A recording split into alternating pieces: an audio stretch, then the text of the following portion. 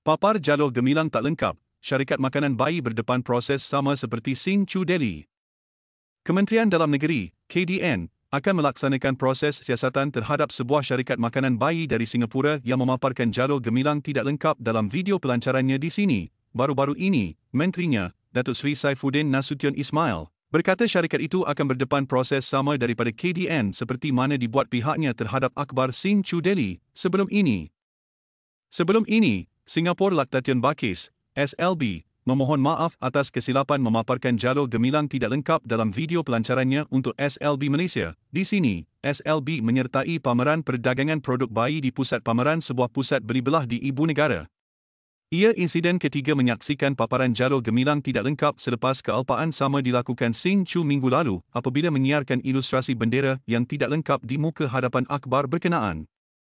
Mengulas siasatan terhadap Sin Chu Delhi, Saifuddin berkata KDN sudah menerima maklum balas daripada akhbar itu untuk diteliti sebelum tindakan seterusnya boleh diambil. Tambah Saifuddin, tindakan seterusnya akan dibuat berdasarkan fakta dan penjelasan yang diberikan Sin Chu Delhi dan jaminan diberikan bahawa KDN menguruskan perkara ini secara profesional, baik dan pantas.